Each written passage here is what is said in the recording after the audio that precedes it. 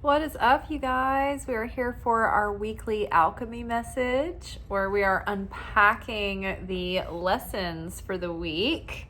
I'm recording at night after work. I know I've been on a roll lately of being able to post our videos earlier, but I had a little craft project I was working on this afternoon. My friend is throwing a campy Christmas party tomorrow, so everybody's wearing Christmas costumes, and I'm going as the Star of Bethlehem.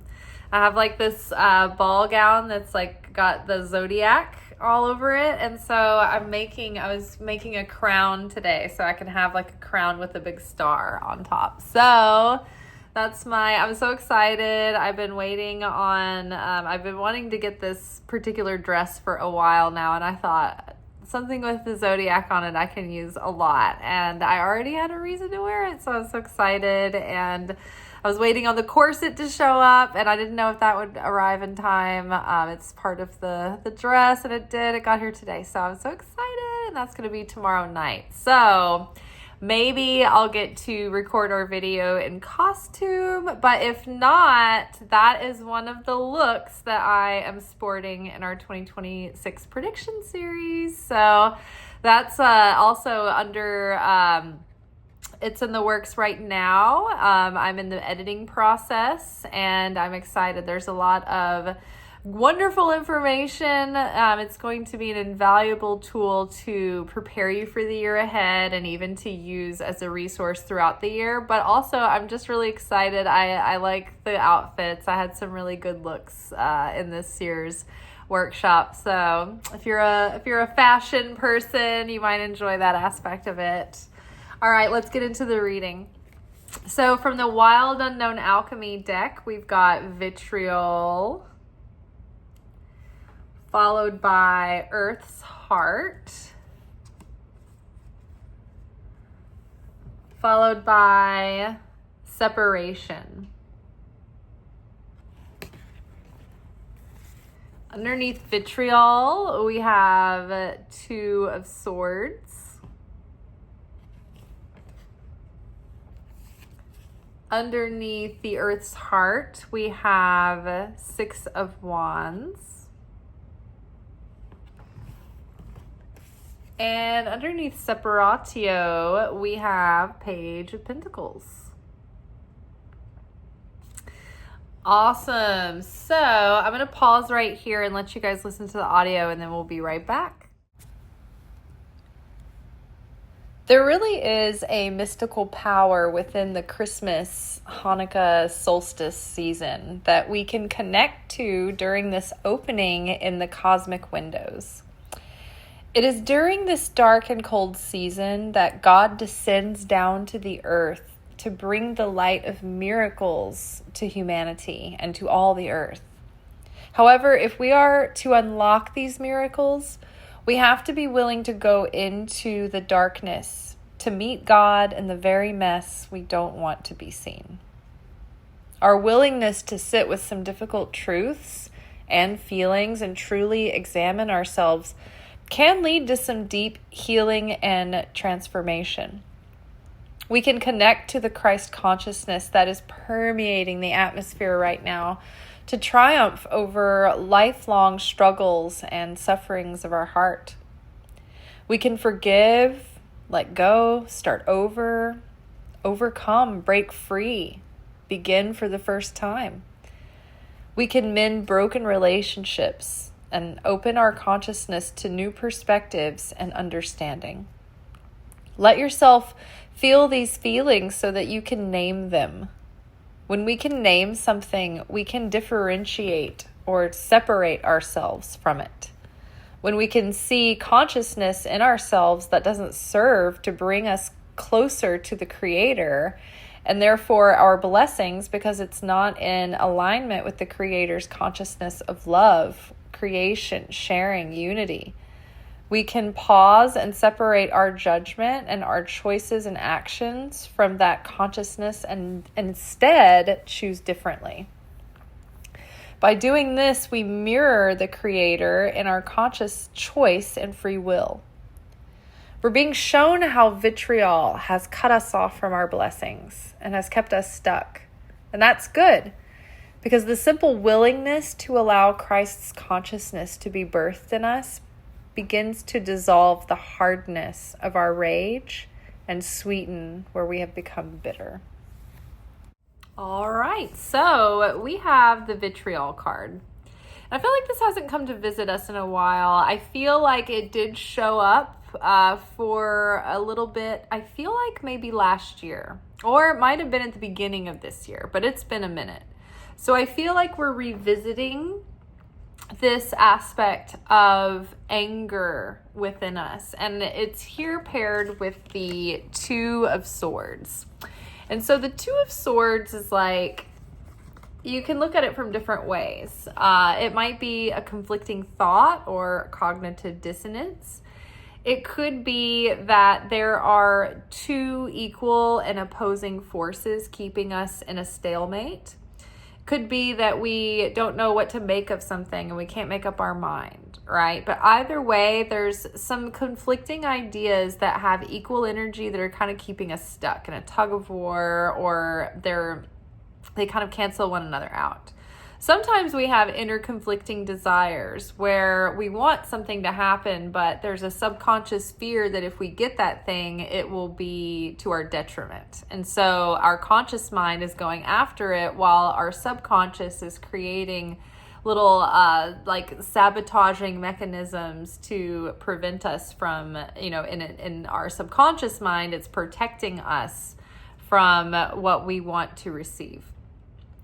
So I think that in this context for this week, the universe is giving us conditions to press our buttons, to show us, to give us like a temperature check of where we're at in softening our rage and our temper and our vitriol. Now, there's a usefulness to anger. And in fact, if you look at the scale of emotions, if you can look up the vibrational scale of emotions, and I suggest doing that and just downloading one of the infographics and saving it, in a folder in your phone. But you can see that like the lower emotions are at the bottom of the pyramid, and then the higher vibrational emotions gradually ascend. And anger is a much more positive and empowering feeling, say, than despair or grief or depression, right?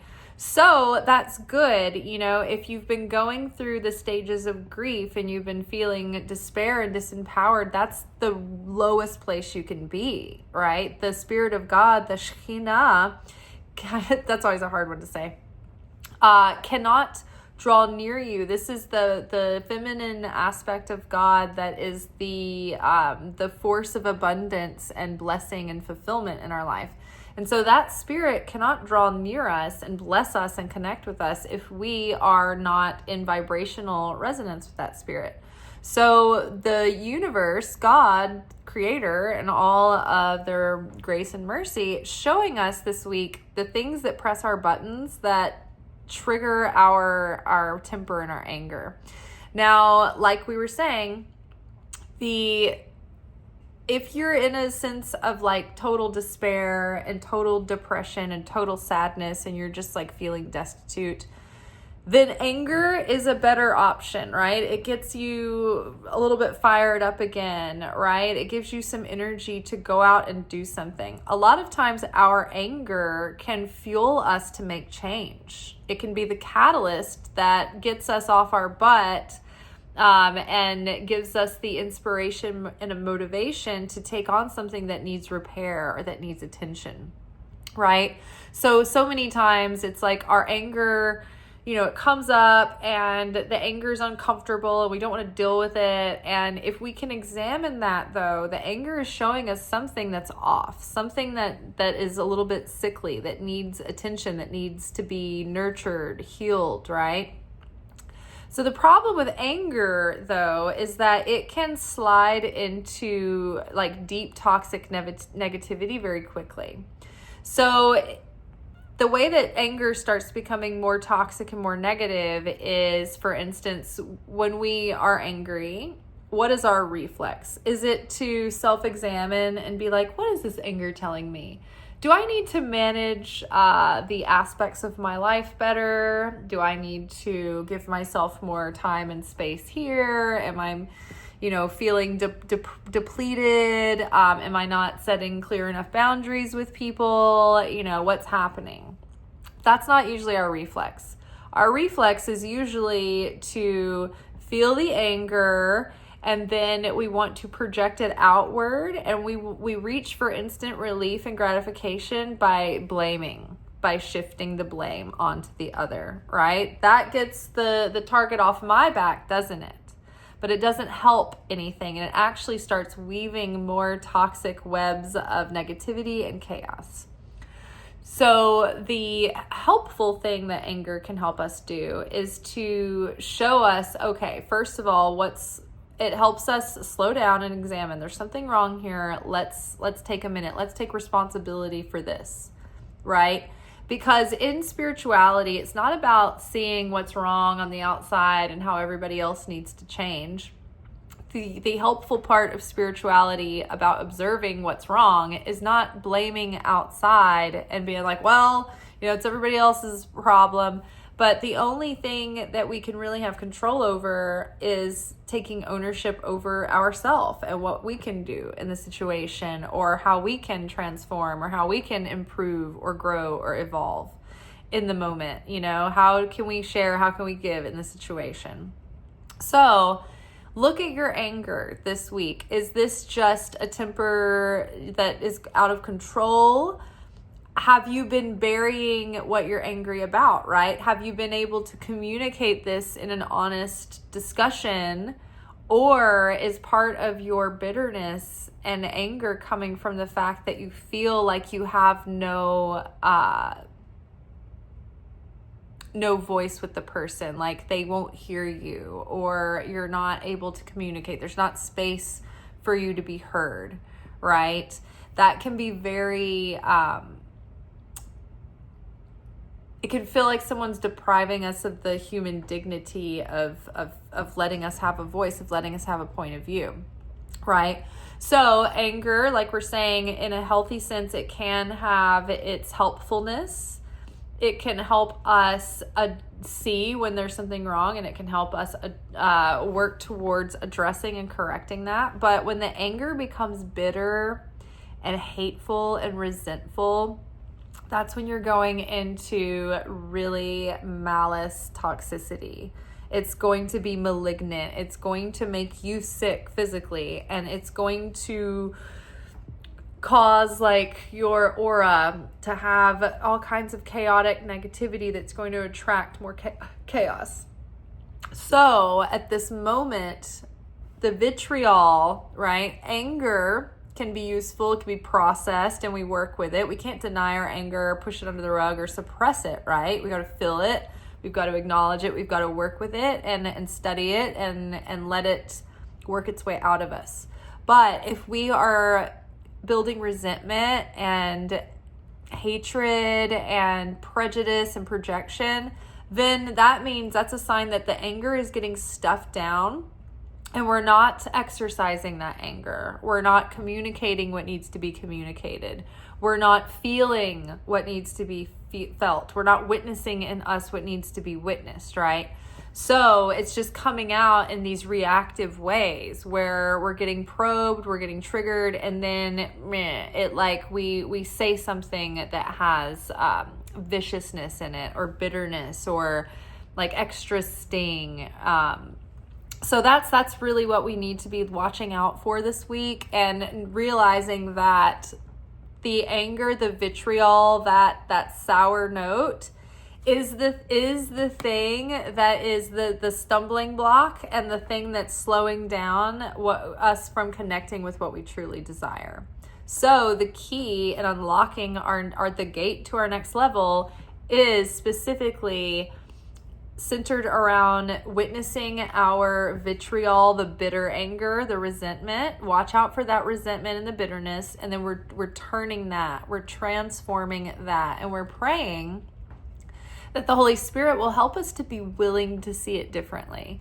helping us to be willing to have a change of heart, or to reach for another thought, or to have the strength to address this, or have the difficult conversation that we need to have, or get it out of us in some way, writing or art or working out, or some way that we can exercise this physically and get it out of our body. And hopefully we can communicate this and resolve the issues that are causing all that anger to be built up in the first place.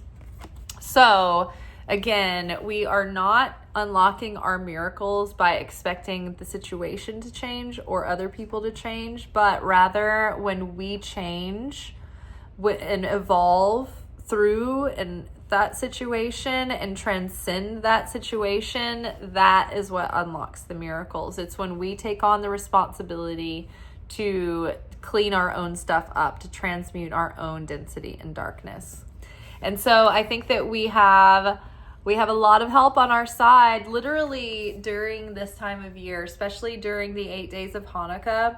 The cosmic windows of time and space open up, and the light of the Creator, it's like God condescends to come down and meet us where we're at in our mess. And so many of the other times of year where we have holy holidays going on, it's like it's up to us to do something to work our way to elevate our soul, to reach the Creator and meet halfway, right? So we are doing Teshuvah for a month, preparing for Rosh Hashanah. We fast during Yom Kippur. We prepare for Passover mentally and emotionally. But this time of year, it's all about cultivating the joy and connecting through joy, and the light is like coming down to us rather than us trying to ascend and elevate ourselves, right? So the light already wants to help us and to give us miracles this time of year. Remember, the Christ is being born into humanity, and that happens on a cosmic level, right? Not only did it happen at a historical level, but it's happening eternally at a cosmic level.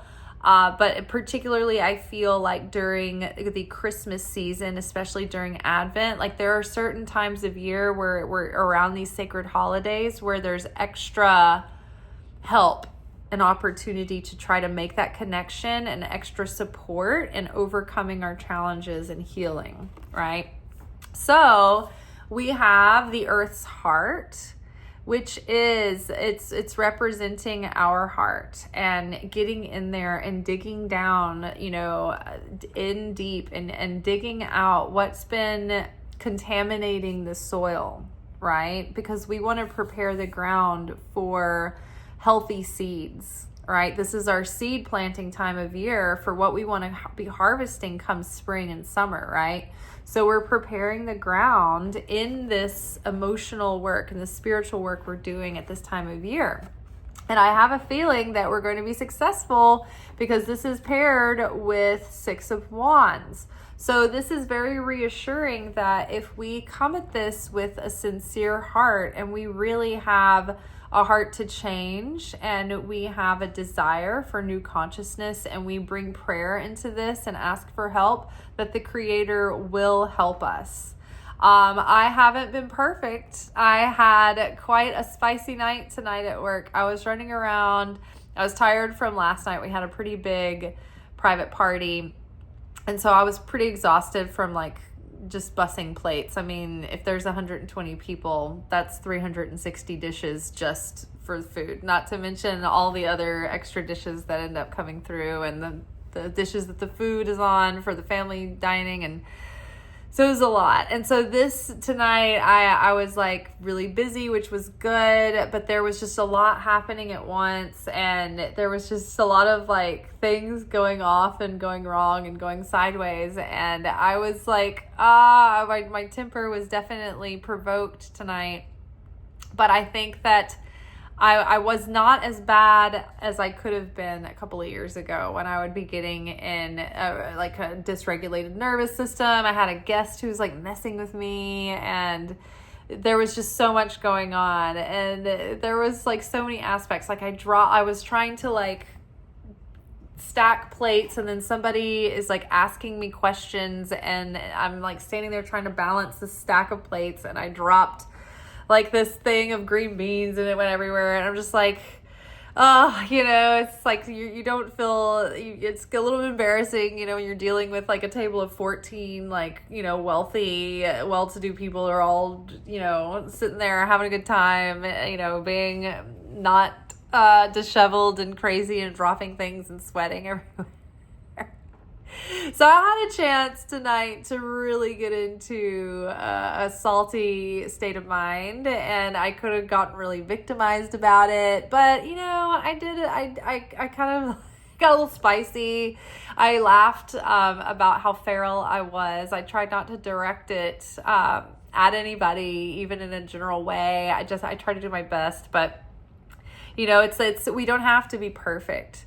We just have to really want to change, and we have to ask for help. And I think that the even little moments where we can catch ourselves in the moment and try to slow ourselves down, and even try to make that shift within the moment, even when it's so hard, even when you're foaming at the mouth angry and you're like, dear God, I'm trying, please.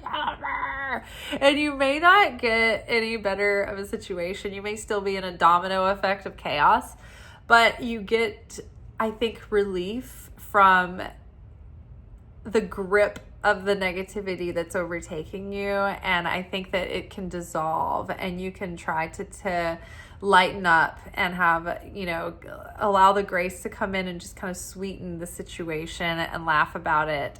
Laughter is so powerful. Lightheartedness and laughter attract the Shekhinah, the Holy Spirit, the feminine spirit of God. In fact, if you're in danger or if you're in like dire straits, it's not irresponsible to consciously try to generate some laughter and some lightheartedness. It's like you're not dismissing the situation or being cavalier about people's feelings in the situation, but if you can consciously introduce a moment to lighten the mood, that can be very powerful in turning the trajectory of the situation around. That is a power, and that's something that was talked about today in the Daily Zohar, about having that lightheartedness. They were talking about how when Jacob lost his son Joseph and he thought Joseph was dead, even though Jacob was a patriarch and a prophet, he was going on through bad times. Like, because of his grief and his downtroddenness, the Holy Spirit, the Spirit of God, couldn't really be with Jacob during that time of his deep grief. And so it was like all these bad things started happening to Jacob. Jacob started just like suffering extra, seemingly unrelated things, because he was in such a down state that he couldn't connect to that protection and that provision of God. Now, when Joseph resurfaced and it was like, hey, I'm not dead, my brothers just sold me away into slavery, sorry, I've been gone, like, I know you miss me. And then it was just like everything was restored. Suddenly it was like the spirit was back with Jacob again, and the good things started coming forward again, and he was blessed again, and everything sort of ironed itself out. But it's so interesting that is our lesson for this week, right? So when you're in these moments, right, just remember, if you can connect with joy, if you can bring yourself into a little bit of lightness, even the prophets have to have this strength, this muscle built for them, because the prophets are all people who have been taken through immense challenge and pressure. And it is the ask of them to have the spiritual muscles to be able to maintain a lightness of heart and a lightness of consciousness, even in dark times, in the dire straits. And it struck me today when I was listening to that lesson, because it made me think about myself. And if I had to say one random talent about myself that had nothing to do with like art skills or whatever. It was just part of my personality. I would say first that no matter what the situation, I can always have a good time. If I'm in traffic school, if I'm at court, if I am in, sitting with people in the emergency room, like I have been at the wake of my brother and found something to make people laugh about without being disrespectful and irreverent, of course. But I mean, I'm not saying this as a person who's like never had anything bad happen and they're, just trying to be lighthearted, right? Like at my best friend's wake and funeral, I remember even then having moments where I was able to find something funny to point out or to say in the situation that lifted our hearts and for a moment and just gave us a little bit of reprieve, from the sorrows. So the best you can, right? Just remember that if you can cultivate that joy, and that's part of the blessing of Hanukkah, is that the whole point of the 8 days is feasting and joy and singing and dancing and eating sweet things, making our connection, the physical connection, through sweetness, through sweet food. The original event that opened up the gates of Hanukkah to begin with, people think it's the Maccabees overcoming and defeating the Greeks. But really, it was before that. It happened in the Garden of Eden. It's all started with Adam. And Adam was basically doing the first Christ-like act of self-sacrifice. And so I'm setting this up, but what happened was, after the fall, when Adam and Eve ate the fruit and they fell, this was in September. So this would have been near the fall equinox, when the daylight savings time happens, and certain parts of forget daylight savings, but the days grow shorter, right?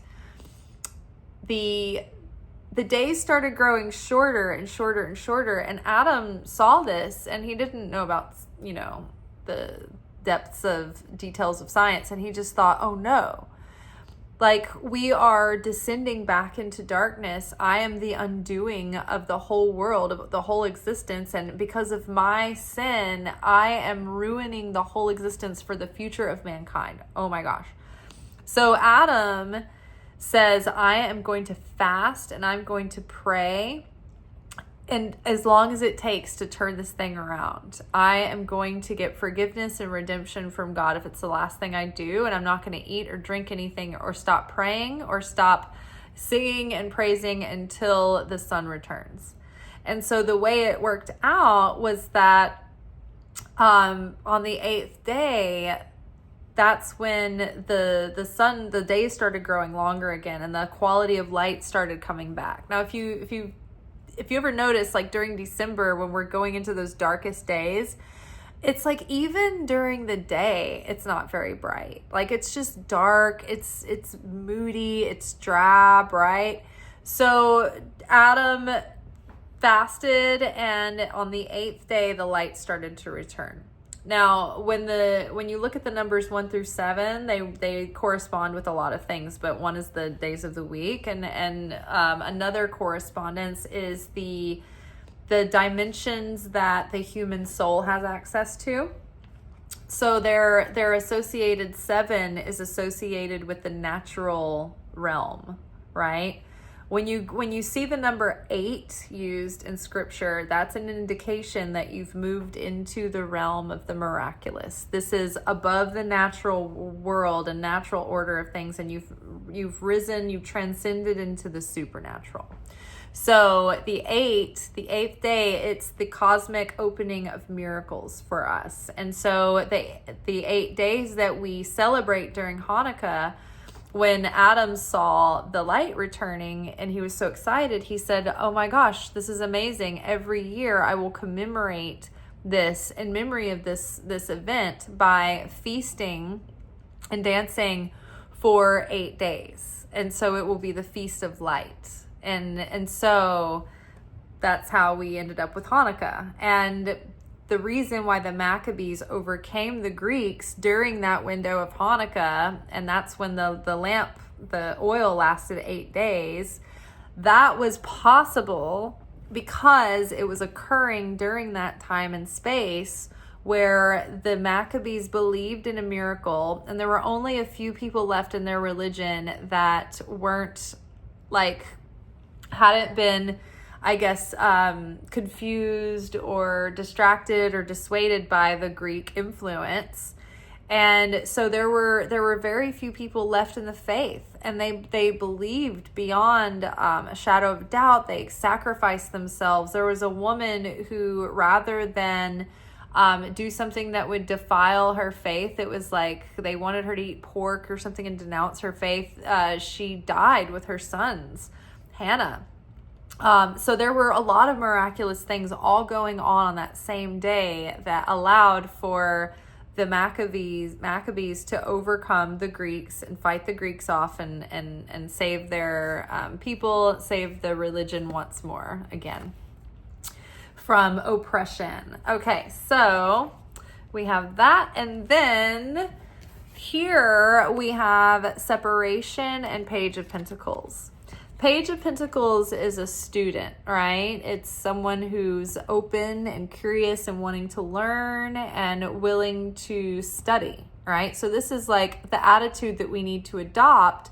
We need to approach ourselves with a level of curiosity, optimism, and enthusiasm, a willingness to search within ourselves and take advantage of the moment we have that we're in during these weeks, that where we have the light of miracles available to us, right? Not just from Hanukkah, but through the Advent as well. I've been reading Luke every day. Well, not every day, but every day that I have been able to make time to read that chapter. I'll continue it through the rest of December, but reading a chapter of Luke every day through the Advent is suggested because there's 25 chapters of Luke. So if you started on December 1st, you'll be reading the last chapter of the gospel on the 25th, right? So much just like insight and secrets and mysteries have been revealed even in just the first 3 chapters that I've read of the Gospel of Luke. Which that is just a taste of, if you make the space and sit down, it will come to you. Miracles will be revealed, new wisdom, new insight, new understanding.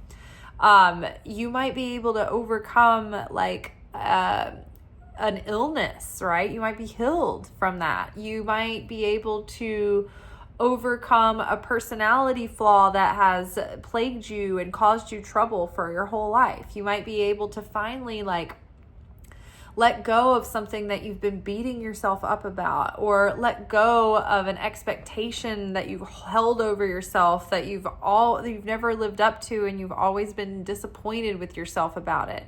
You might be able to let it go. You might have a grudge that you've been holding on to. Maybe you can let that go. Maybe you can forgive. Maybe you can forgive yourself, right?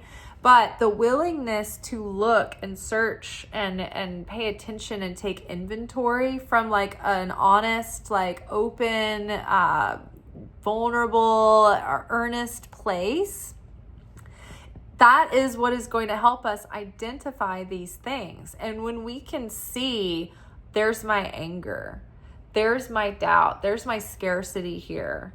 Here's where I've avoided having the uncomfortable conversation that needed to happen, right? And you look at these things, and then you can name them. And once you can name something, it's no longer in you and a part of you. So think about it this way. Like when you name something, you can make it separate from you, right? When God was just by God's self and there was no light, it was just God. And so just beingness, there's no other. But as soon as you can recognize another and name the other, then that separates you from that other, right? In a way. So when we can see that anger, we can separate ourselves from it. When we can name it, we can be like, oh, I'm not the anger. I have anger. I can step back and remove this anger from myself. I can remove myself from this anger. And I can make distance with that. And I can name that. And the more that we can name that and dissect it and study it, the less power it has over us. But think about it. If you have anger brewing under the surface and you don't ever look at it and you don't pay attention to it, it's just part of you. It's part of your subconscious. You're not aware of it. So it's just in there as part of your operating system, running the show, causing you to make certain decisions or take certain actions or not make certain decisions and not take certain actions. And it's out of your awareness. So it's just part of this like amoeba of, is that like that's like a one cell, like a one cell living organism? You're like an amoeba of it's all one thing, right? And you're just operating with all of this stuff, and you're not consciously aware of it. So it's just like driving you on autopilot, and you don't realize that it's like a virus in your operating system. However, when you see it and you're like, oh, it's like having a fear, right? That we're afraid to look at. And when it's in there and we're afraid to look at it, we're not aware of it in our cognizant conscious mind, it's like that underlying thing that's sabotaging us. Or it might be an inner conflicting desire, right? It might manifest as something that is like driving the ship from the like autopilot or like from this deep subconscious, and we don't see it, right? And it has control over us in that way. But it's like when Jacob was wrestling the angel at night, and the angel wasn't letting up, and Jacob said, name yourself. And that's when the angel disappeared, right? Because when you can name that thing, it doesn't have the same power over you.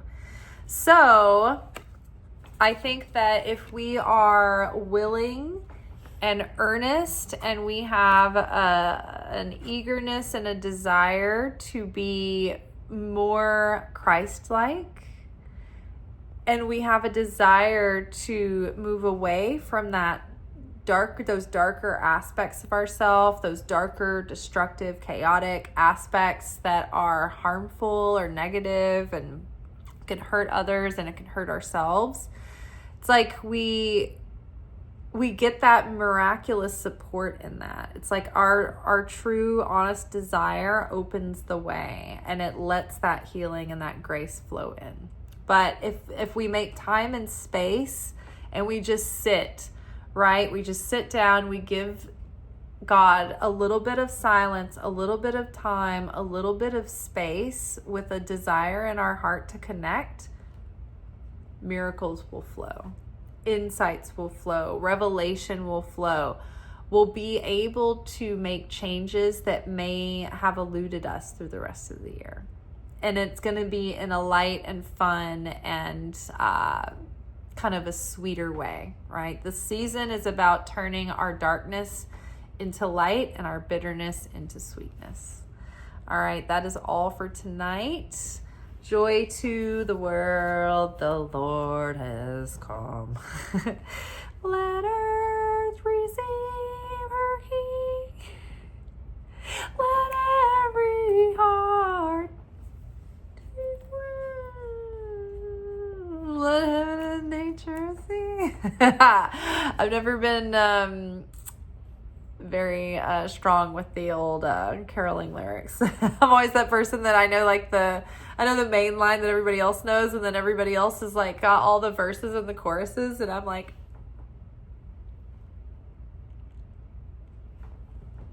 how does everybody know this? Did y'all get a printout?